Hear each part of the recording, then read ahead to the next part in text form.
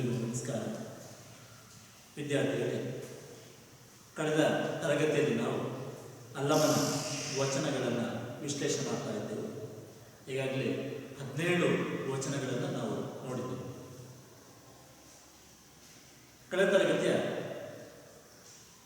ಕೊನೆಯಲ್ಲಿ ನಾವು ವಿಶ್ಲೇಷಣೆ ಮಾಡಿಕೊಂಡ ವಚನ ಯಾವುದು ಕೇಳಿದರೆ, ಹೊಟ್ಟೆಯ ಮೇಲೆ ಕಟ್ಟೋಗದ ಹೊಟ್ಟೆಯ ಕಟ್ಟಿದರೆ ಹಸಿವು ಹೋಗುವುದೇ, ಅಂಗದ ಮೇಲೆ ಲಿಂಗ ಸ್ವಾಯತ್ತವಾದರೆ ಇಟ್ಟ ಕಲ್ಲು ಮೆಳೆ ಮೇಲೆ ಸಿಕ್ಕಿದರೆ ಆ ಕಲ್ಲು ಲಿಂಗವೇ ಮೆಳೆ ಬರ್ತದೆ ಇಟ್ಟಾತಲ್ಲವೇ, ಇಂಥಪ್ಪವರ ಕಂಡಡೆ ನಾನು ನಾಚುವೆಯ ಮಹೇಶ್ವರ. ಈ ವಚನದಲ್ಲಿ ಅಲ್ಲಮ್ಮ ಡಾಂಬಿಕ ಭಕ್ತರ ಸ್ವರೂಪವನ್ನು ಕುರಿತು ಹೇಳ್ತಾ ಇದ್ದಾರೆ. ಹಸಿವಾಗ್ತದೆ ಅಂತ ಹೇಳಿಕೊಂಡು ಹೊಟ್ಟೆಯ ಮೇಲೆ ಒಂದು ಬುತ್ತಿಯ ಕಟ್ಟನ್ನು ಇಟ್ಟ ಕೂಡಲೇ ಆ ಹಸಿವು ಹೋಗುವುದಿಲ್ಲ. ಆ ಹಸಿವು ಹೋಗಬೇಕಾದ್ರೆ ಆ ಬುತ್ತಿಯನ್ನು ತೆರೆದು ಅದರೊಳಗೆ ಅನ್ನವನ್ನು ತಿಂದ ಮೇಲೆ ಹಸಿವು ಹೊರತು ಆ ಬುತ್ತಿಯ ಕಟ್ಟನ್ನು ತಂದು ಹೊಟ್ಟೆಯ ಮೇಲೆ ಇಟ್ಟ ಕೂಡಲೇ ಆ ಹಸಿವು ಹೋಗಲಿಕ್ಕೆ ಸಾಧ್ಯ. ಆ ಹಸಿವು ಹೋಗುವ ಕ್ರಿಯೆ ಹಸಿವು ನಿಲ್ಬೇಕು ಅಂತಂದರೆ ಅಲ್ಲಿ ಊಟ ಮಾಡುವುದ ಕ್ರಿಯೆ ನಡೀಬೇಕು. ಅದೇ ರೀತಿ ಅಂಗದ ಮೇಲೆ, ನಮ್ಮ ದೇಹದ ಮೇಲೆ ಒಂದು ಲಿಂಗ ಸ್ವಾಯತ್ತವಾದ ಕೂಡಲೇ ಆತ ಬದುಕಲಿಕ್ಕೆ ಸಾಧ್ಯ ಇಲ್ಲ. ಅಲ್ಲ, ಬರೀ ಇಷ್ಟಲಿಂಗಧಾರಿಯಾದ ಕೂಡ ಅವನು ಬದುಕಲಿಕ್ಕೆ ಸಾಧ್ಯ ಇಲ್ಲ.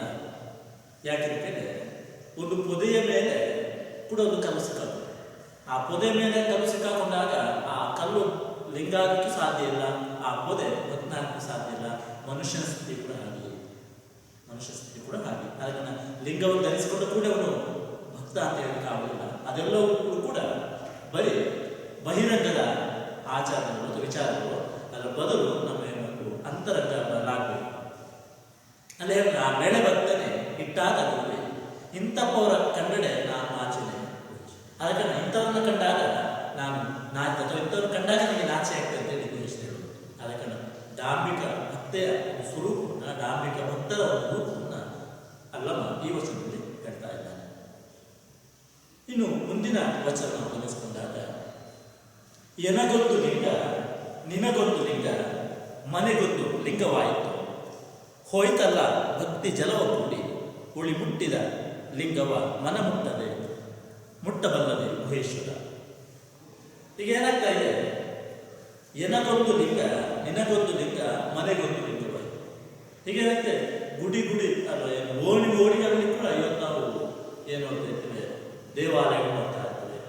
ಮನೆಯಲ್ಲಿ ಒಂದು ದೇವಾಲಯ, ಊರಲ್ಲಿ ಒಂದು ದೇವಾಲಯ, ಗ್ರಾಮದಲ್ಲಿ ಒಂದು ದೇವಾಲಯ, ಅಲ್ಲಲ್ಲಿ ಇನ್ನು ದೇವಾಲಯ ಮಾಡ್ತಾ ಹೋಗ್ತಾರೆ. ಆದರೆ ಎಲ್ಲಿ ಎಷ್ಟೇ ದೇವಾಲಯಗಳಿದ್ರು ಅಥವಾ ಯಾವ ದೇವಾಲಯ ಯಾವ ಲಿಂಗವನ್ನು ಪ್ರತಿಷ್ಠಾಪಿಸಿದ್ರು ಏನು ಪ್ರಯೋಜನ? ಯಾಕೆ? ಆಂತರಂಗಿಕವಾದಂತಹ ಭಕ್ತಿ ಅಥವಾ ಅಂತರಂಗದ ಭಕ್ತಿ ಸರಿ ಇಲ್ಲ ಇದ್ದಾಗ ಅದೆಲ್ಲ ಏನಾಗ್ತದೆ, ಎನಗೊಂದು ಲಿಂಗ ನಿನಗೊಂದು ಲಿಂಗ ಮನೆಗೊಂದು ಲಿಂಗವಾಯಿತು, ಹೋಯ್ತಲ್ಲ ಭಕ್ತಿ ಜಲವ ಕೂಡಿ. ಹಾಗಾಗಿ ಏನಾಗ್ತಂತ ಭಕ್ತಿ ಜಲವ ಕೂಡಿ, ಅದು ನೀರಲ್ಲಿ ಕುಚ್ಚೋದಾಗಿದೆ. ಅದು ಎಲ್ಲಿ ಕೂಡ ಒಂದು ಸ್ಥಿರ ಇಲ್ಲ, ಎಲ್ಲಿ ಕೂಡ ಸ್ಥಿರತೆ ಇಲ್ಲದ ಭಕ್ತಿ. ಉಳಿ ಮುಟ್ಟಿದ ಲಿಂಗವ ಮನ ಮುಟ್ಟಬಲ್ಲ ಮಹೇಶ್ವರ. ಅದಕ್ಕೆ ಆ ಎಲ್ಲೋ ಬಿದ್ದನ್ನೊಂದು ಕಲ್ಲನ್ನು ತಗೊಂಡು ಬಂದು ಉಳಿಯಿಂದ ಅದಕ್ಕೊಂದು ಆಕಾರವನ್ನು, ಸ್ವರೂಪವನ್ನು ಕೊಟ್ಟು ಅದನ್ನು ದೇಹದ ಒಳಗೆ ಏನಾಗ್ತದೆ ಪ್ರತಿಷ್ಠಾಪಿಸ್ತಾರೆ. ಆದ ಕಾರಣ ಆ ಕಲ್ಲು ಉಳಿಯ ಎಷ್ಟೋ ಪೆಟ್ಟನ್ನು ತಿಂದು ಒಂದು ಸ್ವರೂಪವನ್ನು ಪಡ್ಕೊಳ್ತವೆ. ಅದೇ ರೀತಿ ನಮ್ಮ ಮನಸ್ಸು ಕೂಡ ನಿಕಷಕ್ಕೆ ಒಳಪಟ್ಟು அந்த ಸ್ವರೂಪವನ್ನು ಪಡ್ಕೊಳ್ಬೇಕು. ಉಳಿ ಮುಟ್ಟಿದ ಲಿಂಗವು ಮನ ಮುಟ್ಟಬರುತ್ತೆ. ಉಳಿಯನ್ನು ಮುಟ್ಟಿದ ಲಿಂಗ ಇದ್ದರೆ ಆ ಲಿಂಗ ಆ ಸ್ವರೂಪವನ್ನು ಅಥವಾ ದೇವರ ಸ್ವರೂಪವನ್ನು ಪಡ್ಕೊಳ್ಬೇಕು. ಎಷ್ಟು ಪೆಟ್ಟನ್ನು ತಿಂದಿದೆ, ಎಷ್ಟು ಹಿಂಸೆ ಪಡ್ಕೊಂಡಿದೆ, ನಂತರ ಒಂದು ರೂಪವನ್ನು ಪಡ್ಕೊಳ್ಳೋದು ದೇವರ ಸ್ವರೂಪದ ಆಹಾರ. ಅದೇ ರೀತಿ ನಮ್ಮ ಮನಸ್ಸು ಕೂಡ ದೇವರನ್ನು ಮುಟ್ಟಬೇಕು. ಬರೀ ಬಹಿರಂಗದ ಈ ರೀತಿಯ ಆಚರಣೆಗಳಿರ್ಬೋದು, ಈ ರೀತಿಯ ಏನು ಒಂದು ತೋರಿಕೆಯ ಭಕ್ತಿ ಇರ್ಬೋದು, ಇದು ಮುಖ್ಯ. ನಮ್ಮ ಅಂತರಂಗಲಾಗಬೇಕು ಅಂತ ಹೇಳ್ತಾರೆ. ಹಾಗಾಗಿ ಎನಗೊಂದು ನಿನಗೊಂದು ಮನೆಗೊಂದು ಲಿಂಗದ ಅವಶ್ಯಕತೆ ನಾವು ಹೇಳ್ಕೊಳ್ತೀವಿ. ದೇವನೊಬ್ಬ ನಾಮ ಹಲವು. ದೇವನೊಬ್ಬ ನಾಮ, ದೇವನು ಭಗವಂತ ಆತ ಸರ್ವಾಂತರ್ಯಾಮಿಯಾಗಿದ್ದಾನೆ, ಪ್ರತಿಯೊಬ್ಬರ ಆಂತರ್ಯದಲ್ಲಿ ನಿಲ್ಲಿಸಿಕೊಂಡಿದ್ದಾನೆ. ಹಾಗೆ ಪ್ರತಿಯೊಬ್ಬರ ಆಂತರ್ಯದಲ್ಲಿ ಮೊದಲು ಅವನ್ನ ಪ್ರತಿಷ್ಠಾಪಿಸಿಕೊಂಡು, ಅಲ್ಲೊಂದು ಲಿಂಗ ಇಲ್ಲೊಂದು ಲಿಂಗ ಮನೆಗೊಂದು ಲಿಂಗ ಅಂತ ಹೇಳಿಕೊಂಡು ಅಲ್ಲಲ್ಲಿ ಲಿಂಗವನ್ನು ಪ್ರತಿಷ್ಠಾಪಿಸಿದ ಕೂಡಲೇ ಅವ ಭಕ್ತ ಅಥವಾ ಆಧ್ಯಾತ್ಮಿಕ ವ್ಯಕ್ತಿ ಆಗಲು ಸಾಧ್ಯವೂ ಇಲ್ಲ. ಆದ ಕಾರಣ ಆ ರೀತಿಯ ಏನು ಆ ತೋರಿಕೆಯ ಅಥವಾ ಆಡಂಬರದ ಭಕ್ತಿ ಅದೊಂದು ರೀತಿಯಲ್ಲಿ ನೀರಲ್ಲಿ ಕೊಚ್ಚಿಕೊಂಡು ಹೋದಾಗಿ ಹೋಗುತ್ತೆ. ಅದರ ಬದಲು ಉಳಿ ಮುಟ್ಟಿದ ಲಿಂಗವ ಮನ ಮುಟ್ಟಬಲ್ಲದು ಗುಹೇಶ್ವರ. ಆದ ಕಾರಣ ಆ ಉಳಿ ಮುಟ್ಟಿದ ಲಿಂಗ ಇದ್ದರೆ ಅದರ ಮನಸ್ಸು ಮುಟ್ಟಿ ಉಳಿಯನ್ನು ಮುಟ್ಟಲು ಕೂರ್ಕೊಂಡಾಗಿ ನಮ್ಮ ಮನಸ್ಸು ಕೂಡ ಆ ಭಗವಂತನಲ್ಲಿ ಐಕ್ಯವಾದಾಗ ಅಥವಾ ಭಗವಂತನಲ್ಲಿ ಏನು ಹೊಂದಿಕೆಯಾದಾಗ ಅಥವಾ ಹೊಂದಿಕೊಂಡು ಹೋದಾಗ ನಮ್ಮ ಭಕ್ತಿ ಕೂಡ ಏನಾಗ್ತದೆ, ನಿಜವಾದ ಭಕ್ತಿ ಆಗ್ತದೆ ಅನ್ನೋದನ್ನ ಅಲ್ಲಮ್ಮ ಈ ವಚನದಲ್ಲಿ ರೂಪಿಸ್ತಾರೆ. ಮುಂದಿನ ವಚನ ನಾವು ಗಮನಿಸಿಕೊಳ್ಳುವಾಗ ದೇಹದೊಳಗೆ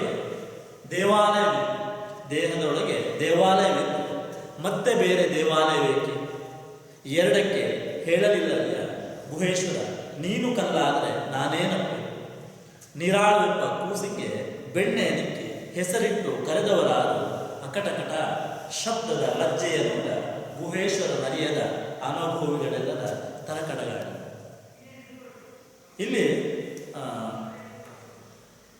ನಾವು ಬಸವಣ್ಣನ ವಚನವನ್ನು ಗಮನಿಸಿಕೊಂಡಾಗ ಅಲ್ಲೊಂದು ವಚನ ಬರ್ತದೆ, ಎನ್ನ ಕಾಲೇ ಕಂಬ ದೇಹವಿದೆ ಎಂಬ ಉಳ್ಳವರು ಶಿವಾಲಯವ ಮಾಡುವುದು ನಾನೇನ ಮಾಡುವೆ ಬಡವನಯ್ಯ, ಎನ್ನ ಕಾಲೇ ಕಂಬ ದೇಹವೇದೆ ಎಂಬ ಶಿರವೇ ಕೊಟ್ಟು ಕಳಶವಯ್ಯ ಕೂಡಲ ಸಂಬಂಧಿ ಸ್ಥಾವರ ಕಳಿಯುವುದು ಜಂಗಮಕ್ಕೆ ಅಳಿವಿಲ್ಲ. ಅಂದರೆ ಆ ಬಸವಣ್ಣ ಇದನ್ನು ದೇಹವನ್ನೇ ದೇಗುಲವಾಗಿ ಪರಿವಹರಿಸಿಕೊಂಡವರು. ವಚನಕಾರ ಎಲ್ಲ ವಚನಕಾರರು ಈ ರೀತಿಯಾಗಿ ಬಳಸ್ಕೊಳ್ತಾರೆ. ಇಲ್ಲಿ ಎಲ್ಲರೂ ಕೂಡ ಹೇಳ್ತಾರೆ, ದೇಹವೇ ದೇಗುಲ, ದೇಹದೊಳಗೆ ದೇವಾಲಯವಿತ್ತು ಮತ್ತೆ ಬೇರೆ ದೇವಾಲಯವಿತ್ತು. ದೇಹದೊಳಗೆ ನಮ್ಮ ದೇಹದ ಒಳಗೆ ದೇವಾಲಯ, ದೇಹದ ಒಳಗೆ ಒಂದು ದೇವಾಲಯ ಇರಬೇಕಾದ್ರೆ ಮತ್ತೊಂದು ದೇವಾಲಯ ಬೇಕಾ, ಮತ್ತೆ ಬೇರೆ ದೇವಾಲಯ ಬೇಕೆ, ಎರಡಕ್ಕೆ ಹೇಳಲಿಲ್ಲಯ್ಯ, ಎರಡಕ್ಕೆ ಹೇಳಲಿಲ್ಲ. ಈ ಎರಡನ್ನೂ ಕಾಣುವುದು ಸರಿಯಲ್ಲ. ಯಾವುದು, ಒಂದು ದೇಹದೊಳಗೊಂದು ದೇವಾಲಯ ಮತ್ತೆ ಇನ್ನೊಂದು ಪ್ರತ್ಯೇಕವಾದ ಒಂದು ದೇವಾಲಯ, ಹೊರಗೊಂದು ದೇವಾಲಯ, ಈ ಎರಡು ದೇವಾಲಯಗಳನ್ನು ಕಾಣುವುದು ಸರಿಯಲ್ಲ. ಗುಹೇಶ್ವರ ನೀನು ಕಲ್ಲಾದರೆ ನಾನೇನು, ನೀನು ಕಲ್ಲಾದರೆ ನಾನೇನು. ಈಗ ಹೊರಗಡೆ ಇರುವಂತಹ ದೇವಾಲಯದಲ್ಲಿ ನಾವೇನು ಮಾಡ್ಕೊಳ್ತೇವೆ, ಆ ದೇವಾಲಯ ಒಳಗೆ ಒಂದು ಲಿಂಗವನ್ನು ಪ್ರತಿಷ್ಠಾಪನೆ ಮಾಡಿಕೊಳ್ತೇವೆ, ಅದು ಕಲ್ಲು. ಅದರಲ್ಲಿ ಎಲ್ಲ ಹೇಳ್ತಾನೆ, ನೀನು ಕಲ್ಲಾದರೆ ನಾನೇನು, ಶಿವನೇ ನೀನೇ ಕಲ್ಲಿನ ಸ್ವರೂಪದಲ್ಲಿ ಪೂಜಿಸಲ್ಪಟ್ರೆ ನಾನೇನಾಗಲಿ. ಅದಕ್ಕೆ ಬಹಿರಂಗದ ದೇವಾಲಯದಲ್ಲಿ ಕಲ್ಲು ನೀನಾಗಲಿ, ಬಹಿರಂಗದ ದೇವಾಲಯ ಕಲ್ಲು ನೀನಾದರೆ ನಾನೇನಾಗಲಿ. ಅದಕ್ಕೆ ನಿರಾಳವೆಂಬ ಕೂಸಿಗೆ ಬೆಣ್ಣೆ ನಿಕ್ಕಿ ಹೆಸರಿಟ್ಟು ಕರೆದವರಾರು ಅಕಟಕಟ ಶಬ್ದದ ಲಜ್ಜೆಯ ನೋಡ ಗುಹೇಶ್ವರ ನರಿಯದ ಅನುಭವಿಗಳೆಲ್ಲರ ತರಕಡ ಕಾಡ. ಇಲ್ಲಿ ಹೇಳ್ತಾರೆ, ನಿರಾಳವೆಂಬ ಕೂಸಿಗೆ ಬೆಣ್ಣೆ ನಿಕ್ಕಿ ಹೆಸರಿಟ್ಟು ಕರೆದವರು ಯಾರು. ಅದಕ್ಕೆ ಈ ರೀತಿ ಒಂದು ಶಿಲೆಗೆ ಒಂದು ಕಲ್ಲಿಗೆ ಒಂದು ಸ್ವರೂಪವನ್ನು ಕೊಟ್ಟು ಅದಕ್ಕೊಂದು ಹೆಸರು ಇಟ್ಟು ಕರೆದವರು ಯಾರು. ಆ ರೀತಿ ಹೆಸರಿಟ್ಟು ಕರೆಯುವವರನ್ನು ನೋಡಿ ಅಲ್ಲಮ್ಮ ನಾಚಿಕೊಳ್ತಾನೆ. ಅಕಟಕದ ಶಬ್ದ ಲಜ್ಜೆಯನ್ನು, ಆ ಶಬ್ದ ಲಜ್ಜೆಯನ್ನು, ಆ ಶಬ್ದಕ್ಕೆ ಒಂದು ಅಪಹಾಸ್ಯ ಮಾಡ್ತಾರೆ. ಯಾಕೆ ಹೇಳಿದ್ರೆ ಆ ರೀತಿ ಅಂದರೆ ಇಲ್ಲಿ ದೇವಾಲಯ ಸ್ಥಾಪನೆ ಮಾಡೋದ್ರ ಒಳಗಡೆ ಮತ್ತೆ ಲಿಂಗವನ್ನು ಸ್ಥಾಪನೆ ಮಾಡುವಂಥದ್ದು ಇದನ್ನು ವಚನಕಾರರು ನಿರಾಕರಿಸ್ತಾರೆ. ಆದ ಕಾರಣ ಎಲ್ಲೋ ತನ್ನ ಪಾಡಿಗೆ ಬಿದ್ದುಕೊಂಡಿದ್ದಂಥ ಒಂದು ಕಲ್ಲಿಗೆ ರೂಪವನ್ನು ಕೊಟ್ಟು ಅದಕ್ಕೆ ಒಂದು ಹೆಸರನ್ನು ಇಡುವಂಥದ್ದು, ಅದನ್ನು ಆತ ಹೇಳ್ತಾನೆ. ಕಟಕದ ಶಬ್ದ ಲಜ್ಜೆಯನ್ನು, ಆ ಶಬ್ದದ ಲಜ್ಜೆಯನ್ನು ಕೂಡ ಗುಹೇಶ್ವರ ನದಿಯದ ಅನುಭವಿಗಳೆಲ್ಲರ ತರಕಟ ಕಾಡ. ಆದ ಕಾರಣ ಶಿವನನ್ನು ಅರಿಯದೆ ಈ ರೀತಿ ನಿಜವಾಗಿ ಶಿವ ಅಂದರೆ ಯಾರು, ದೇವರು ಅಂತ ಯಾರು, ಆ ದೇವರು ಯಾರು ಹೇಗೆ ಅನ್ನೋದನ್ನು ನಾವು ಸರಿಯಾಗಿ ತಿಳ್ಕೊಳ್ಳದೆ ನಾವು ನಮ್ಮದೇ ಒಂದು ಯೋಚನೆಯಲ್ಲಿ ನಾವು ದೇವರಿಗೆ ರೂಪವನ್ನು ಕೊಟ್ಟು ಒಂದು ಕಡೆ ಪ್ರತಿಷ್ಠಾಪಿಸಿ ಅದನ್ನು ಆರಾಧನೆ ಮಾಡುವ ಪೂಜಿಸುವುದನ್ನು ಅಲ್ಲಮ ಪ್ರಭು ಲೇವಡಿ ಮಾಡ್ತಾರೆ ಅಥವಾ ಅದರಿಗೆ ಹಾಸ್ಯಾಸ್ಪದ ಕಾಣ್ತದೆ. ಅದಕ್ಕೆ ಶಿವನನ್ನು ಅರಿಯದೆ ದೇವರನ್ನ ಅರಿಯದೆ, ಶಿವನ್ನ ಅರಿಯದೆ ನಾವು ಮಾಡುವಂಥ ಎಲ್ಲ ಪೂಜಾ ಕಾರ್ಯಗಳೇನಿದೆ ಅದು ವ್ಯರ್ಥ ಅಂತ ಹೇಳ್ತಾರೆ. ಆದ ಕಾರಣ ಮೊದಲಿಗಾಗಬೇಕು ನಾವು ನಮ್ಮ ದೇಹದೊಳಗೆ ಪ್ರಾಣಲಿಂಗವನ್ನು ಪ್ರತಿಷ್ಠಾಪಿಸಿಕೊಳ್ಬೇಕು. ಅದು ಬಿಟ್ಟು ಹೊರಗಡೆ ದೇವಾಲಯ ಮಾಡಿ ಎಲ್ಲ ಲಿಂಗವನ್ನು ಪ್ರತಿಷ್ಠಾಪಿಸಬೇಕು, ಅದು ಏನು ಅಷ್ಟು ಸಮಂಜಸ ಅಲ್ಲ. ನಾವು ನಮ್ಮ ದೇಹವನ್ನೇ ಒಂದು ದೇಗುಲವಾಗಿ ಪರಿಭಾವಿಸಿಕೊಂಡು ಇಲ್ಲಿ ಪ್ರಾಣಲಿಂಗವನ್ನು ಪ್ರತಿಷ್ಠಾಪಿಸಿಕೊಂಡು ನಾವು ನಮ್ಮ ದೇಹವನ್ನು, ನಮ್ಮ ಮನಸ್ಸು, ನಮ್ಮ ವಿಚಾರ, ನಮ್ಮ ಆಚಾರ ವಿಚಾರಗಳನ್ನು ಏನು ಸ್ವಸ್ಥವಾಗಿ ಇಟ್ಟುಕೊಂಡಾಗ ಅದೇ ನಿಜವಾದ ದೇಗುಲ, ಅದೇ ನಿಜವಾದ ದೇವಾಲಯ. ಅಂಥ ಸಮಯದಲ್ಲಿ ನಮ್ಮೊಳಗೆ ಆ ಭಗವಂತ ಪ್ರತಿಷ್ಠಾಪನೆಗೊಳ್ಳಲಿಕ್ಕೆ ಸಾಧ್ಯತೆ ಇದೆ. ಅಂಥದ್ರಲ್ಲಿ ಅಂಥ ವ್ಯಕ್ತಿಯಲ್ಲಿ ನಾವು ದೇವರನ್ನ, ದೇವರ ಸ್ವರೂಪವನ್ನು ಕಾಣಬಹುದು. ಅದು ಬಿಟ್ಟು ಏನು ನನ್ನ ಅಂತರಂಗವೇ ಸರಿಯಿಲ್ಲ ಅಲ್ವ, ನಾನು ವ್ಯಕ್ತಿ ಸರಿಯಿಲ್ಲ, ಎಲ್ಲೋ ಒಂದು ದೇವಾಲಯ ಕಟ್ಟಿ ಅಲ್ಲಿ ದೇವರನ್ನು ಪ್ರತಿಷ್ಠಾಪಿಸಿ ಅದು ದೇವರಿದ್ದಾನೆ ಅನ್ನೋದನ್ನು ಪೂಜೆ ಮಾಡುವಂಥದ್ದು ಏನಿದೆ ಅದು ಒಂದು ರೀತಿಯಲ್ಲಿ ವಚನಕಾರ ದೃಷ್ಟಿಯಲ್ಲಿ ಅದು ತಪ್ಪು ಅಂತ ಹೇಳ್ಬೋದು. ಆದ ಕಾರಣ ದೇವಾಲಯಗಳಿರಲಿ, ಗುಡಿಗಳಿರಲಿ, ಅಲ್ಲಿ ದೇವರನ್ನ ಪ್ರತಿಷ್ಠಾಪನೆ ಮಾಡಿಕೊಂಡು ಒಪ್ಪಿಕೊಳ್ಳುವ, ಅದರ ಜೊತೆಗೆ ನಮ್ಮ ಮನಸ್ಸು, ನಮ್ಮ ಆಚಾರ, ನಮ್ಮ ವಿಚಾರಗಳು, ನಮ್ಮ ನಡೆನುಡಿಗಳು, ನಮ್ಮ ಅಂತರಂಗ ಮತ್ತು ಬಹಿರಂಗದ ಆಚಾರ ವಿಚಾರಗಳು ಇವುಗಳಲ್ಲಿ ಸಮಾನತೆ. ಆ ರೀತಿ ಇದ್ದುಕೊಂಡು ನಾವು ಮಾಡಿದ ಪೂಜೆ ಅದು ಸಾರ್ಥಕತೆಯನ್ನು ಪಡೆಯುತ್ತದೆ ಎಂಬುದನ್ನು ವಚನಕಾರ ಈ ವಸ್ತುವಿನಲ್ಲಿ ಹೇಳಿಕೊಡ್ತಾರೆ. ಮುಂದೆ ಹಾಡೂರೊಳಗೊಂದು ಮನೆಯ ಮಾಡಿ ಬದುಕ ಹೋದಡೆ ಕಾಡೋರಗ ಬಂದು ಕಡಿಯಿತು ನೋಡ, ಕೇರಿ ಕೇರಿಯೊಳಗೆಲ್ಲ ಹರಿದಾಡುತ್ತಿದ್ದವು ಮಾರಿಯ ತೊರೆದ ಮದಗಜಗಳು. ಚಿತ್ರಗುಪ್ತರ ಕೈಯ ಪತ್ರವನ್ನು ತಿಳಿದು ನೋಡಿದರೆ ಹಾಡೂರು ಹಾಳಾಯಿತು ಮಹೇಶ್ವರ. ಇಲ್ಲಿ ಹಾಡೂರೊಳಗೊಂದು ಮನೆಯ ಮಾಡಿ ಬದುಕ ಹೋದಡೆ ಕಾಡೋರಗ ಬಂದು ಕಡಿಯಿತು. ಒಂದು ಹಾಡೂರು, ಒಂದು ಹಾಳಾದಂಥವು. ಹಾಡೂರು ಅಂದರೆ ಏನೋ ಒಂದು ಮರಗಿಡಗಳು, ಪೊದೆಗಳು ಬಿಟ್ಟ ಒಂದು ಊರು. ಆ ಊರಲ್ಲಿ ಮನೆಯ ಮಾಡಿ ಬದುಕ ಹೋದಡೆ ಕಾಡೋರಗ ಬಂದು ಕಡಿಯಿತು. ಆ ಊರ ಒಳಗೆ ಅಲ್ಲೊಂದು ಮನೆಯನ್ನ ಮಾಡಿ, ಆ ಊರ ಒಳಗೊಂದು ಮನೆಯ ಮಾಡಿ ಅಲ್ಲಿ ಬದುಕಬೇಕಾದ್ರೆ ಆ ಬದುಕಂತ ವ್ಯಕ್ತಿಯನ್ನ ಒಂದು ಕಾಡೋರಗ, ಒಂದು ಕಾಳಿಂಗ ಸರ್ಪವನ್ನು ಏನು ಕಡಿಯಿತು ನೋಡ, ಅವನ ಕಚ್ಚಿಬಿಡ್ತು. ಕೇರಿ ಕೇರಿಯೊಳಗೆಲ್ಲ ಹರಿದಾಡ್ತದೆ. ಆ ಕಾಳಿಂಗ ಸರ್ಪ ಕೇರಿ ಕೇರಿಯಲ್ಲೆಲ್ಲ ಏನಾಗ್ತದ್ದು ಸಂಚರಿಸ್ತಾ ಇತ್ತು. ಮಾರಿಯ ತೊರೆದ ಮದಗಜಗಳು, ಆಮೇಲೆ ಮಾರಿಯ ಮರಣವನ್ನು ತೊರೆದ ಮದಭರಿತ ಆನೆಗಳು ಅಲ್ಲಿ ಸುಳಿದಾಡ್ತಾ ಇದ್ದವು. ಚಿತ್ರಗುಪ್ತರ ಕೈಯ ಪತ್ರವನ್ನು ತಿಳಿದು ನೋಡಿದರೆ ಹಾಡೂರು ಹಾಳಾಯಿತು ಮಹೇಶ್ವರ. ಅಕ್ಕಮಹಾದೇವಿಯ ಒಂದು ವಚನವನ್ನ ನೀವು ಕೇಳಿದ್ದೀರಿ. ಸಂತೆಯೊಳಗೊಂದು ಮನೆಯ ಮಾಡಿ ನೊರೆತೆರಗಳಿಗೆ ಅಂಜಿದಡೆ ಎಂದಯ್ಯ, ಬೆಟ್ಟದ ಮೇಲೊಂದು ಮನೆಯ ಮಾಡಿ ಮೃಗಗಳಿಗೆ ಅಂಜಿದಡೆ ಎಂದಯ್ಯ, ಸಂತೆಯೊಳಗೊಂದು ಮನೆಯ ಮಾಡಿ ಶಬ್ದಕ್ಕೆ ನಾಚಿದಡೆ ಎಂದಯ್ಯ. ಅಂದರೆ ನಾವು ಎಲ್ಲಿ ಹೇಗಿರಬೇಕು ಅನ್ನೋದನ್ನ ನಾವು ಮೊದಲು ತಿಳ್ಕೊಳ್ಬೇಕು. ಸಂತೆಯ ಒಳಗೆ ಒಂದು ಮನೆಯನ್ನು ಮಾಡಿ ಅಲ್ಲಿಯೋ ಅಲ್ಲಿ ಶಬ್ದ ಕೇಳ್ತಾ ಉಂಟು ಅಂತ ಹೇಳಿದ್ರೆ ಅದು ನಮ್ಮ ಮೂರ್ಖದ ಮನೆ. ನಮಗೆ ಮನೆಯನ್ನು ಕಟ್ಟು ಅಥವಾ ಮನೆಯನ್ನು ಮಾಡುವ ಮೊದಲೇ ಗೊತ್ತಿರಬೇಕು. ಸಂತೆಯೊಳಗೆ ಮನೆ ಮಾಡಿ ಅಲ್ಲಿ ಯಾವತ್ತೂ ಶಬ್ದ ಇರುವುದು ಸಹಜ. ಅಲ್ಲಿ ಗೊಂದಲಗಳು, ಅಲ್ಲಿ ಗದ್ದಲ ಇದ್ದೇ ಇರುತ್ತೆ, ನನಗೆ ಗೊತ್ತಿರುತ್ತೆ. ಅದನ್ನು ಪ್ರತಿಯೊಬ್ಬರು ಗೊತ್ತಿರಬೇಕು.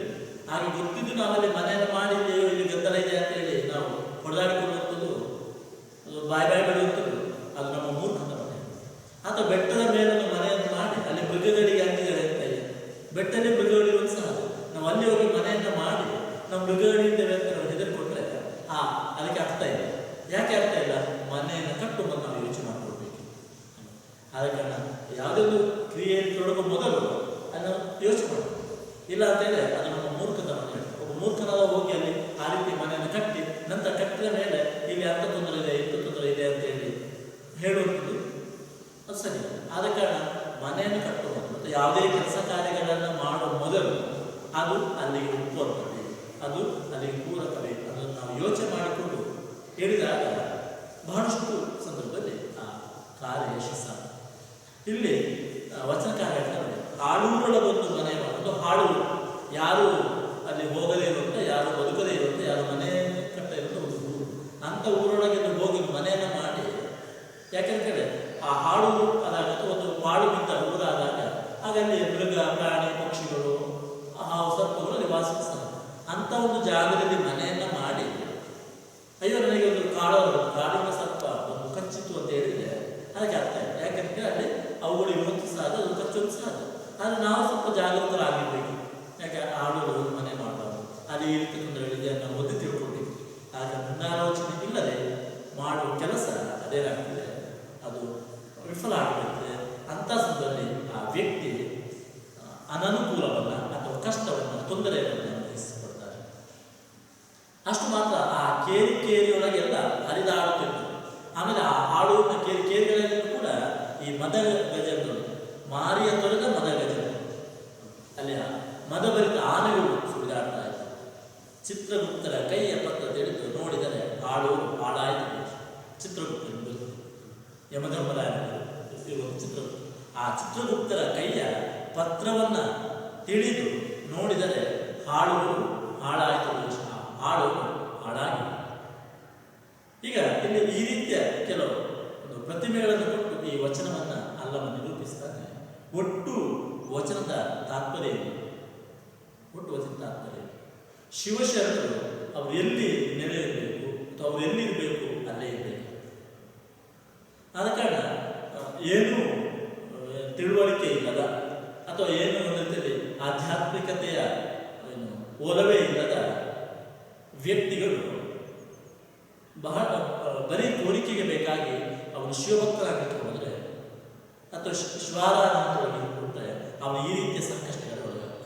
ಹೇಗೆ ಹಾಡೂರಲ್ಲಿ ಹೋಗಿ ಮನೆ ಮಾಡಿ ಅವರಿಗೆ ಕಾಡೋರಿಗೆ ಕಚ್ಚುತ್ತಾರೆ, ಅಥವಾ ಅಲ್ಲಿ ಹೇಗೆ ಮದ ಗಜಗಳು ಹರಿದಾಡುತ್ತಿದ್ದವು, ಸುಳಿದಾಡುತ್ತಿದ್ದವು, ಅದು ಯಾವತ್ತೂ ಮನುಷ್ಯನಿಗೆ ಅಪಾಯ ತೊಂದರೆ ತಂದು ಕೊನೆಗೆ ಆ ಊರು ಅದು ಹಾಡೂರಾಗಿ ಹೋಗುವುದು, ಆ ಊರು ಹಾಡೂರಾಗಿ ಸರ್ವನಾಶ.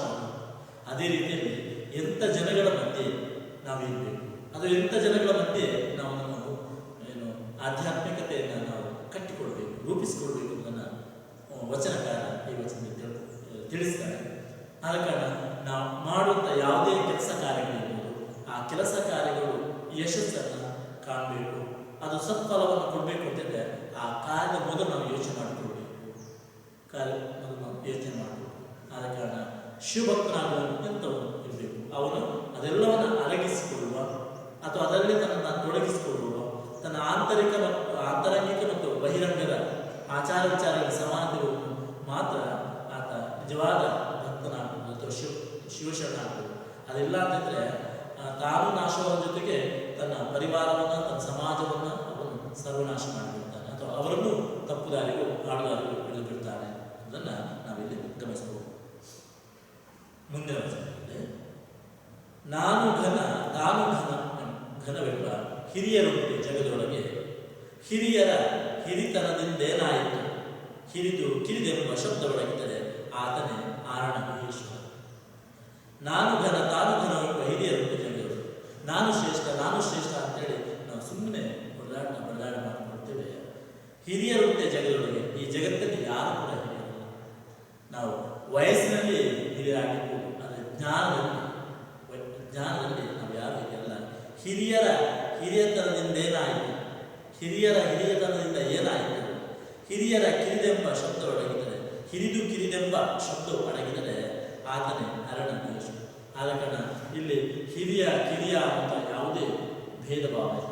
ಯಾಕೆಂದರೆ ವಚನಕಾರ ಮುಖ್ಯ ಧೋರಣೆಗಳನ್ನು ಅಂದರೆ ಸಮಾಜದಲ್ಲಿ ಸರ್ವ ಸಮಾನತೆಯ ಸಮಾಜವನ್ನು ನಿರ್ಮಾಣ ಮಾಡುವುದು ಅವರ ಉದ್ದೇಶ. ಆದ ಕಾರಣ ಇಲ್ಲಿ ಯಾರು ಶ್ರೇಷ್ಠವಲ್ಲ, ಯಾರು ಕನಿಷ್ಠವಲ್ಲ, ಯಾರು ಕಿರಿಯರಲ್ಲ, ಯಾರು ಹಿರಿಯರಲ್ಲ. ಕಿರಿಯ ಎನ್ನುವ ಒಂದು ಭೇದ ಭಾವ ಬಂದಾಗ ಅದೇನಾಗ್ತದೆ, ಒಂದು ಸಮಾಜವನ್ನು ಹೊಡೆಯುತ್ತದೆ, ಒಂದು ವ್ಯವಸ್ಥೆಯನ್ನು ಹೊಡೆಯುತ್ತದೆ, ಒಂದು ವ್ಯವಸ್ಥೆಯನ್ನು ಹಾಳು ಮಾಡಿಬಿಡ್ತದೆ. ಅದಕ್ಕೆ ಕಿರಿದೆಂಬ ಶಬ್ದವೊಳಗಿದೆ ಆತನೇ. ಆದ ಕಾರಣ ನಾನು ಶ್ರೇಷ್ಠ, ಅವನು ಕನಿಷ್ಠ, ಎಲ್ಲವೂ ನನ್ನಿಂದ ಆಗುತ್ತೆ, ಎಲ್ಲಿಂದ ಎಲ್ಲವೂ ನಾನೇ ಮಾಡುತ್ತೆ, ಎಲ್ಲಿಂದ ಎಲ್ಲವೂ ನನಗೆ ಗೊತ್ತು, ಈ ರೀತಿಯ ಯೋಚನೆ ಮಾಡ್ತಾ ಹೋದಾಗ ಆ ಯೋಚನೆಗಳಿಗೆ ಮನುಷ್ಯನ ಒಂದು ಅಧಪತನಕ್ಕೆ ತಲುಪು ಬೀಳುತ್ತೆ. ಆದ ಕಾರಣ ಎಲ್ಲಿ ನಾವು ಹೇಳ್ತೀವಿ ತುಂಬಿದ ಕೊಡ ತುಳುಕುವುದಿಲ್ಲ, ತುಂಬಿದ ಕೊಡ ಯಾವುದು, ಆ ಅರ್ಧಂಬರ್ಧ ಕೊಡವೇ ಅದು ತುಳುಕು. ಅದೇ ರೀತಿಯಲ್ಲಿ ಪರಿಪೂರ್ಣವಾದ ಜ್ಞಾನ ನಮಗಿರಬೇಕು.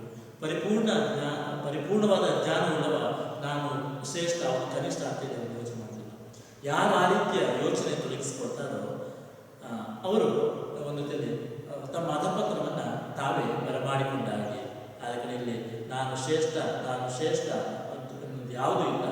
ಹಿರಿಯರುಂಟೆ ಜಗದೊಳಗೆ, ತಾನು ಘನ ಎಂಬ ಹಿರಿಯರುಂಟೆ ಜಗದೊಳಗೆ. ಅಂತಹ ಹಿರಿಯ ಹಿರಿಯ ಬೀಜಗಳು ಇದ್ದಾರೆ, ಹಿರಿಯತನದ್ದೇನಾಯಿತು, ಅದಕ್ಕೆ ನಾವು ಕಿರಿಯ ಭೇದ ಭಾವವನ್ನು ನಾವು ತೊಡಗಿಸಿಕೊಳ್ಬೇಕು ಅಂತ ವಿಚಾರ ವಚನಕಾರ ಈ ವಚನದಲ್ಲಿ ಹೇಳ್ಕೊಡ್ತಾರೆ.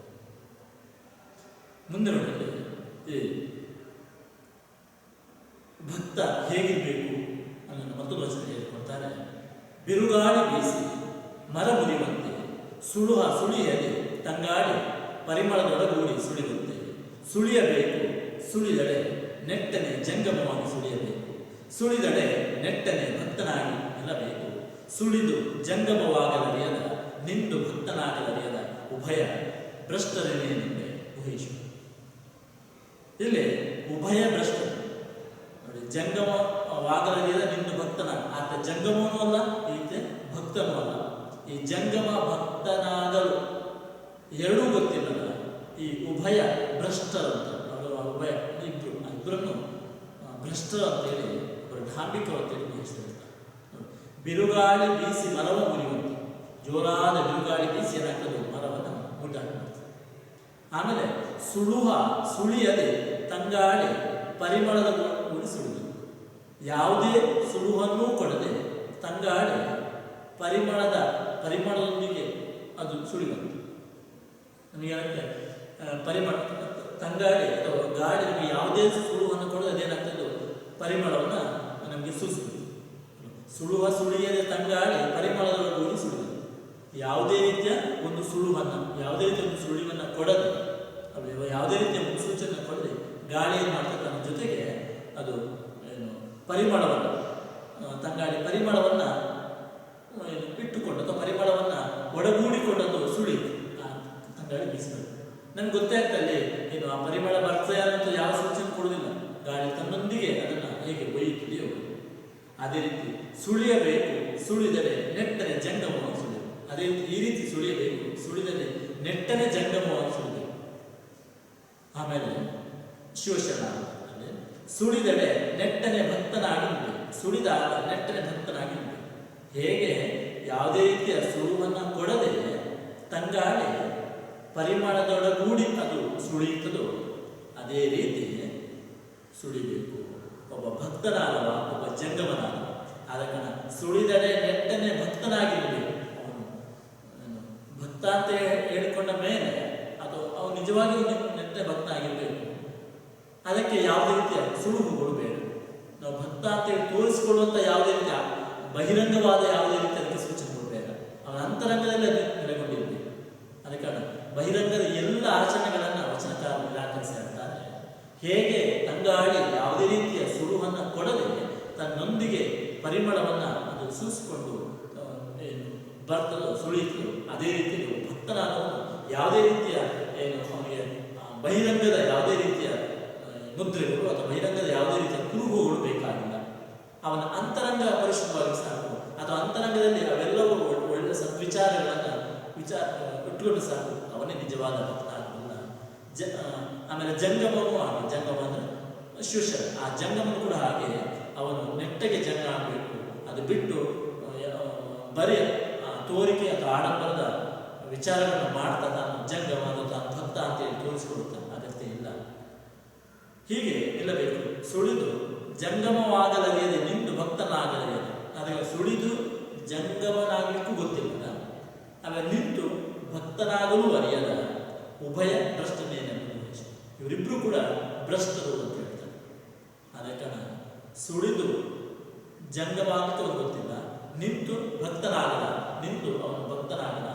ಅದಕ್ಕೆ ಒಬ್ಬ ಭಕ್ತ ಅಂದರೆ ಯಾರು, ಒಬ್ಬ ಜಂಗಮ ಅಂದರೆ ವಿದುಷಿಯ ಧರ್ಮದಲ್ಲಿ ಹೇಳುವ ಹಾಗೆ ಒಬ್ಬ ಜಂಗಮ ಭಕ್ತ ಅಂದರೆ ಹೇಳ್ತೇನೆ. ಆ ಜಂಗಮ ಅಥವಾ ಭಕ್ತ ಅವನಿಗೆ ಅವನದೇ ಆದ ಕೆಲವು ಲಕ್ಷಣಗಳಿದ್ದಾವೆ ಅಥವಾ ಅವನದೇ ಆದ ಕೆಲವು ನಿಲುವುಗಳಿದ್ದಾವೆ. ಆ ನಿಲುವುಗಳಿಗೆ ಅವನು ಬದ್ಧನಾಗದೆ ನಾನು ಭಕ್ತ, ನಾನು ಜಂಗಮ ಅಂತ ಹೇಳಿಕೊಂಡ್ರೆ ಅದು ಅರ್ಥಹೀನವಾಗಿದೆ. ಆದ ಕಾರಣ ಉಭಯ ಭ್ರಷ್ಟನೇನೆಂಬ ಘೋಷ. ಅದಕ್ಕೆ ಇಂತಹ ಭ್ರಷ್ಟ ನಾವೇನು ಬರೀ ಧಾರ್ಮಿಕ ವೇಷದ ಒಂದು ಭಕ್ತಿಯನ್ನು ತೋರ್ಪಡಿಸಿದ ಸಮಾಜದಲ್ಲಿ ನಿಮ್ಮ ಮುಂದೆ ಸುಳಿಯುವಂಥ ಈ ಭಕ್ತರು ಅಥವಾ ಇಂಥ ಜಂಗಮರು ಅವರು ಸಮಾಜಕ್ಕೆ ಅಪಾಯಕಾರಿ, ಅವರು ಉಭಯ ಭ್ರಷ್ಟರು ಅಂತೇಳಿ ವಚನಕಾರ ಹೇಳ್ತಾರೆ. ಆದ ಕಾರಣ ನಾವು ಏನೇ ಮಾಡುತ್ತಾ ಭಕ್ತ ಭಕ್ತಿಯ ಸಂಬಂಧಪಟ್ಟಾಗಿ ನಾವು ಏನೇ ಮಾಡುವಂಥ ಕಾರ್ಯ ಕೆಲಸ ಇದೆ ಅದು ಇನ್ನೊಬ್ಬರಿಗೆ ಅರಿವು ಬರಬೇಕಾಗಿದೆ. ನಾವು ನಿಷ್ಠೆಯಿಂದ ಪ್ರಾಮಾಣಿಕೆಯಿಂದ ಮಾಡಿದಾಗ ಅದೇ ನಿಜವಾದ ಸೇವೆ ಆಗ್ತದೆ. ಅವನೇ ನಿಜವಾದ ಭಕ್ತ ಆಗ್ತಾನೆ, ಅವನೇ ನಿಜವಾದ ಶಿವಭಕ್ತ ಆಗ್ತಾನೆ. ಆದ ಕಾರಣ ಶಿವಭಕ್ತ ಅಂತ ಹೇಳಿಕೊಳ್ಳುವ, ಜಂಗಮ ಅಂತ ಹೇಳಿಕೊಳ್ಳುವ ಯಾವುದೇ ಬಾಹ್ಯವಾದ ಯಾವುದೇ ಗುರುಗಳು ಬೇಡ, ಯಾವುದೇ ಗುರುತುಗಳು ಅದು ಅನವಶ್ಯಕ, ಅದು ಬೇಡ. ಯಾವುದೇ ಗುರುತುಗಳಿಲ್ಲದೆ, ಬಾಹ್ಯದ ಯಾವುದೇ ಗುರುತುಗಳಿಲ್ಲದೆ ಆಂತರಂಗಿಕವಾದ ತನ್ನ ವಿಚಾರಗಳನ್ನು, ತನ್ನ ಭಾವನೆಗಳನ್ನು ತೋರ್ಪಡಿಸಿದ ಅವನ ಸನ್ಮಾರ್ಗ ನಡೆದಾಗ ಅವನೇ ನಿಜವಾದ ಭಕ್ತನಾಗ್ತಾನೆ, ಅವನೇ ನಿಜವಾದ ಜಂಗಮನಾಗ್ತಾನೆ. ಅದು ಬರೀ ತೋರಿಕೆಯ ಭಕ್ತಿಯನ್ನು ಮಾಡಿಕೊಡ್ತಾ ಆತ ಜಂಗಮನೂ ಆಗಲಾರದೆ ಭಕ್ತನೂ ಆಗಲಾರದೆ ಇರುವಂಥ ವ್ಯಕ್ತಿಯನ್ನು ಅವನು ಉಭಯಭ್ರಷ್ಟರು ಅಂತ ಹೇಳ್ತಾರೆ. ಉಭಯಭ್ರಷ್ಟರು ಅಂತ ಉಭಯಭ್ರಷ್ಟರು ನಾನು ಏನು ಹೇಳಿ ಅಂತ ಅಂದರೆ ಅಂತರಂಗದಲ್ಲೊಂದು ಬಹಿರಂಗದಲ್ಲೊಂದು. ಅದಕ್ಕೆ ಇದು ಸಮಾಜಕ್ಕೆ ಅಪಾಯಕಾರಿ ಸಂದೇಶವನ್ನು ಕೂಡ ಈ ವಚನ ನಮಗೆ ನೀಡ್ತಾರೆ. ಮುಂದೆ ಹೋಗಿ ನೋಡಿ, ಅರಿದೆವೆಂಬೆರೆ ಅರಿದ ಪರಿ ಅಂತ ಹೇಳಿದೆ. ಅರಿದವರು ಅರಿದೆವೆಂಬರೆ ಹರಿಯಬಾರದ ಘನವನರಿಯದವರು ಹರಿಯದಂತೆಪ್ಪ ಆ ಮಹೇಶ್ವರ. ಅಂದರೆ ಅಲ್ಲಮ್ಮ ಹೇಳ್ತಾನೆ, ಅರಿವೇ ಗುರು. ನಮ್ಮ ಗುರು ಯಾವುದಂತ ಹೇಳ್ತಾರೆ, ನಮ್ಮ ತಿಳು, ನಮ್ಮ ಅರಿವೇ ನಮಗೆ ಗುರು. ಇಲ್ಲಿ ಹೇಳ್ತಾಳೆ, ಅರಿದೆವು ಎಂಬಿರಿ ಅರಿದ ಪರಿ ಅಂತ ಹೇಳಿ. ನಾವೆಲ್ಲ ತಿಳಿದಿದ್ದೇವೆ, ನಮಗೆಲ್ಲ ಗೊತ್ತಿಲ್ಲ, ನಾವು ತಿಳಿದಿದ್ದೀವಿ ಅಂತ ಹೇಳ್ತಾ ಇದ್ದಿಲ್ಲ. ನೀವು ತಿಳ್ಕೊಂಡಂಥ ಬಗ್ಗೆ ಆಗಿಲ್ಲ. ಆದ ಕಾರಣ ಈ ಜಗತ್ತಿನಲ್ಲಿ ಸಂಪೂರ್ಣವಾಗಿ ತಿಳಿದವ ಅಥವಾ ಎಲ್ಲವನ್ನೂ ಬಲ್ಲವ ಯಾರೂ ಇಲ್ಲ. ಆದರೆ ಅನೇಕ ಸಂದರ್ಭಗಳಲ್ಲಿ ನಾನು ಅದನ್ನು ತಿಳಿದ್ದೇನೆ, ಎಲ್ಲವೂ ನನಗೆ ತಿಳಿದೆ, ಎಲ್ಲವನ್ನೂ ಗೊತ್ತಿದೆ ಅಂತ ಹೇಳ್ತಾ ಇದ್ದೇವೆ. ಇದು ಸರಿಯಲ್ಲ, ಅಥವಾ ಇದು ಅವರ ಮೂರ್ಖತನವನ್ನು ಹೇಳ್ತದೆ. ಅರಿದೆವೆಂಬಿರಿ ಅರಿದ ಪರಿ ಅಂತ ಹೇಳಿ ನೀವು ತಿಳ್ಕೊಂಡಂಥ ರೀತಿಯಾದರೆ ಹೇಗೆ ಹೇಳಿ. ಅರಿದವರು ಅರಿದೆವೆಂಬರೆ ಯಾವತ್ತೂ ಸಂಪೂರ್ಣವಾಗಿ ತಿಳ್ಕೊಂಡಿದ್ದ ಅಂತ ಹೇಳಿದ್ರು. ಅವನು ಮತ್ತೆ ಕೂಡ ಅವನು ತಿಳ್ಕೊಳ್ಳಿಕ್ಕೆ ಅವನು ಏನು ಕಾತುನಾಡ್ತಾನೆ. ಈ ಅರ್ಧಂಬರ್ಧ ತಿಳ್ಕೊಂಡ ಮಾತು ನಾನು ಎಲ್ಲವೂ ತಿಳ್ಕೊಂಡವ, ನಾನು ಸರ್ವಜ್ಞ ಅಂತ ಹೇಳ್ಕೊಳ್ತಾನೆ. ಆದರೆ ವಿದ್ವಾಂಸರು, ಜ್ಞಾನಿಗಳು ಅವರು ಯಾವತ್ತೂ ಕೂಡ ನಾವು ಎಲ್ಲವೂ ತಿಳ್ಕೊಂಡಿದ್ದೇವೆ ಅಂತ ಹೇಳಿದ್ರು. ಅದಕ್ಕೆ ಆ ರೀತಿಯ ಒಂದು ವಿಚಾರ ನಮಗೆ ಯಾವಾಗ ಬರ್ತದೆ ಆಗ ನಾವು ಬೆಳೀಲಿಕ್ಕೆ ಸಾಧ್ಯ ಇದೆ. ನಾವೆಲ್ಲ ತಿಳ್ಕೊಂಡಿದ್ದೇವೆ ಅಂತ ಹೇಳಿದಾಗ ಏನಾಗ್ತದೆ, ನಮ್ಮ ಬೆಳವಣಿಗೆ ಅಲ್ಲಿಗೆ ನಿಂತು ಹೋಗ್ತದೆ, ಅಲ್ಲಿ ಸ್ಥಗಿತಗೊಳ್ಳುತ್ತೆ. ಅಯ್ಯೋ ನಾನು ಇನ್ನೂ ತಿಳ್ಕೊಳ್ಬೇಕು, ಮತ್ತೂ ತಿಳಬೇಕು, ನಾನು ತಿಳ್ಕೊಳ್ಳೋದು ತುಂಬ ಇದೆ ಅಂತ ಹೇಳ್ಕೊಂಡಾಗ ನಾವು ಹೆಚ್ಚೆಷ್ಟು ಬೆಳೀಲಿಕ್ಕೆ ಸಾಧ್ಯ ಆಗ್ತದೆ. ಮಾನಸಿಕವಾಗಿ ನಾವು ಹೆಚ್ಚೆಷ್ಟು ಸದೃಢ ಆಗ್ತಾ ಇರ್ತೇವೆ. ಅದನ್ನೇ ಹೇಳಿ ಅಲ್ಲ ಮಾಡ್ಕೊಂಡು ಅರಿದೆವೆಂಬಿರಿ ಅರಿದ ಪರಿ ಅಂತ ಹೇಳಿ ನೀವೆಲ್ಲ ತಿಳ್ಕೊಂಡು ಅಂತ ಹೇಳ್ತೀರಲ್ಲ, ನೀವು ತಿಳ್ಕೊಳ್ಳೋ ರೀತಿ ಯಾವುದು ಹೇಳಿ, ನೀವು ಏನು ತಿಳ್ಕೊಂಡಿದ್ದೀರಿ ಅದನ್ನು ವ್ಯಾಖ್ಯಾನಿಸಿ ಅದರ ಬಗ್ಗೆ ವಿವರಣೆ ಕೊಡಿ. ಅರಿದವರು ಅರಿದೆವೆಂಬರೆ ಎಲ್ಲವೂ ತಿಳ್ಕೊಂಡವ, ನಾನೆಲ್ಲ ತಿಳ್ಕೊಂಡಿದ್ದೆ ಅಂತ ಹೇಳ್ತಾನೆ, ಅವನು ಹೇಳುವುದಿಲ್ಲ. ಹಾಗಾದ್ರೆ ಏನಲ್ಲ ಅರ್ಥೇನು, ಏನು ತಿಳ್ಕೊಳ್ಳೋದವ ಅಥವಾ ಅರ್ಧಂಬರ್ಧ ತಿಳ್ಕೊಂಡ ಮಾತು ನನಗೆಲ್ಲ ಗೊತ್ತಿದೆ ಅಂತ ಹೇಳ್ಬೋದು. ಅರಿಯಬಾರದ ಘನವನರಿದವರು, ಅರಿಯಬಾರದ, ಅರಿಯಲು ಸಾಧ್ಯ ಆಗದ ಆ ಒಂದು ಘನವನ್ನು, ಮಹತ್ವವನ್ನು ಅರಿದವರು ಅರಿಯದಂತಿರ್ಪ ಆ ಗುಹೇಶ್ವರ, ಅರಿಯದೇ ಅಂತೆ ನಿರ್ಪರ ಗುಹೇಶ್ವರ. ಅದಕ್ಕೆ ಶಿವನನ್ನ ಅಷ್ಟು ಸುಲಭದಲ್ಲಿ ಅರ್ಥೈಸಿಕೊಳ್ಳಿಕ್ಕೆ ಸಾಧ್ಯ ಇಲ್ಲ, ಗುಹೇಶ್ವರನ ಅಷ್ಟು ಸುಲಭದಲ್ಲಿ ಅರ್ಥ ಮಾಡಿಕೊಳ್ಳಿಕ್ಕೆ ಸಾಧ್ಯ ಇಲ್ಲ. ಅಷ್ಟು ಸುಲಭದಲ್ಲಿ ಅರ್ಥ ಮಾಡಿಕೊಳ್ಳಲಿಕ್ಕೆ ಸಾಧ್ಯವಾಗದ ವಿಚಾರಗಳನ್ನು ನಾನು ತಿಳ್ಕೊಂಡಿದ್ದೆ ಅಂತ ಹೇಳಿದರೆ ಅದು ಮತ್ತೆ ಮೂರ್ಖತನ ಆಗಿಬಿಡ್ತದೆ. ಆದ ಕಾರಣ ಸಂಪೂರ್ಣವಾಗಿ ತಿಳಿದವರು ಅಥವಾ ಬಲ್ಲವರು ಯಾರೂ ಇಲ್ಲ. ಆದ್ದರಿಂದ ನಾನು ತಿಳಿದೇನೆ ಅಂತ ಎಲ್ಲೋ. ಆದ ಕಾರಣ ಮೊದಲೇನಾಗಬೇಕು, ನಮ್ಮಲ್ಲಿ ಆ ಅಹಂ ಅನ್ನೋದು ಅದು ಹೋಗಬೇಕು. ಆ ಅಹಂ ಯಾವಾಗ ಹೋಗ್ತದೋ ಆಗ ಆ ವ್ಯಕ್ತಿ ಬೆಳಲಿಕ್ಕೆ ಸಾಧ್ಯ ಆಗ್ತದೆ, ಅವನು ಉದ್ಧಾರ ಆಗಲಿಕ್ಕೆ ಸಾಧ್ಯ ಆಗ್ತದೆ. ನಮ್ಮೆಲ್ಲ ನಮ್ಮ ಏನು ಒಂದು ಬೆಳವಣಿಗೆ ಕೊಡಬೇಕು ಅಥವಾ ಧರ್ಮಕ್ಕೂ ಕಾರಣೀಭೂತವಾಗುವುದು ನಮ್ಮಲ್ಲಿ ಅಹಮನ್ನು ನಾವು ಮೊದಲು ತೊಲಗಿಸಿಕೊಳ್ಬೇಕು. ವಚನಕಾರರಲ್ಲಿ ಆ ವಿಚಾರ ಕೂಡ ಪ್ರತಿಪಾದನೆ ಮಾಡ್ತಾ ಹೋಗ್ತಾರೆ. ಹೀಗೆ ಒಟ್ಟು ನಾವು ಈ ಅಲ್ಲಮನ ವಚನವನ್ನು ಗಮನಿಸಿಕೊಂಡಾಗ ಒಬ್ಬ ಶಿವಶರಣರಿಗೂ ಶಿವನಿಗಿರುವಂತಹ ಒಂದು ಸಂಬಂಧಗಳು ಎನ್ನುವುದನ್ನು ಈ ವಚನಗಳಲ್ಲಿ ನಿರೂಪಿಸಿಕೊಳ್ತವೆ. ಅದೇ ಇನ್ನು ಕೆಲವು ವಚನಗಳು ಧಾರ್ಮಿಕತನದ ವಿಡಂಬನೆಯನ್ನು ಕೂಡ ಇಲ್ಲಿ ನಾವು ಗಮನಿಸ್ಬೋದು. ಧಾರ್ಮಿಕತನದ ವಿಡಂಬನೆಯನ್ನು ಕೂಡ ನಾವಿಲ್ಲಿ ಗಮನಿಸಬಹುದು. ಆದ್ದರಿಂದ ನಾವಿಲ್ಲಿ ಗಮನಿಸಿಕೊಳ್ಬೇಕು, ಅಲ್ಲಮನ ಬಹುತೇಕ ಈ ವಚನಗಳು ಅದು ಆಧ್ಯಾತ್ಮಿಕ ವಿಷಯಕ್ಕೆ ಸಂಬಂಧಪಟ್ಟವು. ಅಷ್ಟು ಸುಲಭಗ್ರಾಹ್ಯವಲ್ಲದ ಆತನ ವಚನಗಳು ಆತ್ಮಜ್ಞಾನ ಆನಂದಗಳು ಮಾತಿಗೆ ನಿಲುಕದ ಅನುಭವ ವಿಷಯಗಳು ಎಂಬುದನ್ನು ಅರಿತ ಅಲ್ಲಮನ ಬೆಳಗಿನ ವಚನಗಳು ಅನುಭವದ ನಿರಾಕರಣೆಯನ್ನು ನಿಲುಕುವಷ್ಟು ಮಾತಲ್ಲಿ ಸಾಕಾರಗೊಳಿಸುತ್ತಾನೆ. ಒಟ್ಟು ನಾವು ಈ ವಚನಗಳನ್ನು ಮತ್ತೊಮ್ಮೆ ನಾವು ಮನನ ಮಾಡಿಕೊಂಡಾಗ ಇಲ್ಲಿ ಗಮನಿಸಿಕೊಳ್ಳುವಂಥ ಅಂಶಗಳು ಯಾವುದಂದರೆ, ಒಂದು ಪರಂಪರೆಯ ಅರಿವು ಮತ್ತು ಢಾಂಬಿಕತೆಯ ವ್ಯಂಗ್ಯವನ್ನು ಪರಂಪರೆಯ ಅರಿವು ಮತ್ತು ಢಾಂಬಿಕತೆಯ ವ್ಯಂಗ್ಯವನ್ನು ಅಲ್ಲಮನ ಈ ವಚನ ಕಾಣಬಹುದು. ಆಮೇಲೆ ಪುರಾಣದ ಭಂಜನೆಯನ್ನು ಈತನ ವಚನಗಳಲ್ಲಿ ಕಂಡುಬರುತ್ತದೆ. ಆ ಮೂಲಕ ಜನರಲ್ಲಿ ವೈಚಾರಿಕ ಒಂದು ವೈಚಾರಿಕ ಜಾಗೃತಿಯನ್ನು ಮೂಡಿಸುವ ಒಂದು ವಿಚಾರವನ್ನು ಕೂಡ ಅವನ ವಚನವನ್ನು ಮಾಡಿಕೊಡ್ತಾನೆ. ವಚನಕಾರ ಇಡೀ ಉದ್ದೇಶಗಳು ಸಮಾಜದಲ್ಲಿ ಜನರನ್ನ ಡಾಂಬಿಕತೆಯಿಂದ ಅಥವಾ ಮೂಢನಂಬಿಕೆಯಿಂದ ಡಾಂಬಿಕತೆಯಿಂದ ಅವರನ್ನು ಬೇರ್ಪಡಿಸುವುದು, ಅವರಲ್ಲಿ ವೈಚಾರಿಕ ಪ್ರಜ್ಞೆಯನ್ನು ಮೂಡಿಸುವುದು. ಆ ರೀತಿ ವೈಚಾರಿಕ ಪ್ರಜ್ಞೆಯನ್ನು ಮೂಡಿಸುವ ಕೆಲಸವನ್ನು ಅಲ್ಲಮ ಇಲ್ಲಿ ವಚನಗಳು ಮಾಡಿದ್ದಾನೆ. ಆಮೇಲೆ ಅದೇ ಹೇಳಿದರೆ ಇದರಲ್ಲಿ ಆಸಕ್ತವಾಗಿರುವಂಥ ಮೌಢ್ಯ ಇರ್ಬೋದು, ಅಂಧಕಾರ ಇರ್ಬೋದು, ಅದನ್ನು ಸುಲಭವಾಗಿ ಅಳಿಸಲಾಗದೆಂಬ ನಂಬಿಕೆಯಲ್ಲಿ ಅಲ್ಲಮ ತನ್ನ ಬೆಳಗಿನ ವಚನದಲ್ಲಿ ಮೌಢ್ಯವನ್ನು ಲೇವಡಿ ಮಾಡ್ತಾನೆ. ಆಮೇಲೆ ನೋಡಿ, ಶಿವನೊಬ್ಬನೇ ದೈವ, ಆಗಲೇ ಹೇಳಿಗೆ ದೇವನೊಬ್ಬ ನಾಮ ಶಿವನೊಬ್ಬನೇ ದೈವ, ಅದು ಬಿಟ್ಟು ಬೇರೆ ದೇವರಿಲ್ಲ ವಿಚಾರವನ್ನು ಹೇಳ್ಕೊಡ್ತಾನೆ. ಒಟ್ಟಿನಲ್ಲಿ ಶರಣನಾಗುವುದೇ ನಮ್ಮ ಮೌಢ್ಯವು ನಾಶವಾಗುವುದು. ಆದ ಕಾರಣ ನಮ್ಮ ಮೌಢ್ಯಗಳೆಲ್ಲ ನಾಶ ಆಗಲಿಕ್ಕಿರುವುದು ಒಂದೇ ಒಂದು ದಾರಿ ಅಂತ ಹೇಳಿದ್ರೆ ಅದು ಶಿವಶರಣಾಗುವುದು. ಆದ ಕಾರಣ ಶಿವಶರಣನಾಗುವ ಮೂಲಕ ನಾವು ನಮ್ಮಲ್ಲಿರುವ ಮೌಢ್ಯವನ್ನು ಕಳ್ಕೊಳ್ಬೋದು, ತೊಲಗಿಸಬಹುದು ಎನ್ನುವ ವಿಚಾರವನ್ನು ಇಲ್ಲಿಯ ವಚನದಲ್ಲಿ ನಾವು ಗಮನಿಸ್ಕೊಳ್ತೇವೆ. ಆದ ಕಾರಣ ಒಟ್ಟು ಈ ಅಲ್ಲಮನ ವಚನಗಳು ಇಡೀ ಕನ್ನಡ ವಿಶ್ವ ಸಾಹಿತ್ಯಕ್ಕೆ ವಿಶಿಷ್ಟ ಕೊಡುಗೆಯಾಗಿದೆ ಎಂದು ನಾವಿಲ್ಲಿ ಗಮನಿಸಿಕೊಳ್ಳಬಹುದು. ಆದ್ದರಿಂದ ಜಾತಿ ತಾರತಮ್ಯ, ವರ್ಗ ತಾರತಮ್ಯ ಈ ರೀತಿಯಿಂದ ತಲ್ಲಣಿಸಿದಂಥ ಜನಸಮುದಾಯದ ನಡುವೆ ಸರ್ವ ಸಮಾನತೆಯ ಮಾನವೀಯತೆಯ ಬೆಳೀತಕ್ಕೆ ಒಳಗಾಗಿ ಅಂಥ ಒಂದು ವ್ಯವಸ್ಥೆಯನ್ನು ಮಾಡಲಿಕ್ಕೆ ಹೊರಟವರು ವಚನಕಾರರು. ದುಡಿಮೆಯನ್ನು ಶ್ರೇಷ್ಠವಾಗಿ ಗೌರವಿಸುವ ವಚನಕಾರರು, ಕಾಯಕವೇ ಕೈಲಾಸ ಎಂದು ಹೇಳಿದವರು ವಚನಕಾರರು. ಅದಕ್ಕೆ ಈ ಎಲ್ಲ ವಿಚಾರಗಳನ್ನು ಅಲ್ಲಮನ